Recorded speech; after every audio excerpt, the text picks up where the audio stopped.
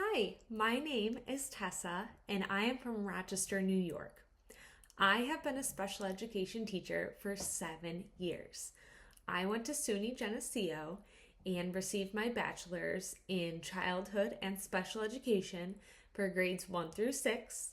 And then I went to SUNY Albany online and got my master's in childhood education. I have worked in the same school district for 7 years, a small rural school in New York, and I absolutely love it. I love working with students. I was currently a fourth grade special education teacher. I have taken time off because I had my daughter Eleanor in February and am looking to spend some time with her. So I am still home, but I am really missing working with students and I really want to work with you. I hope we can connect soon. Bye.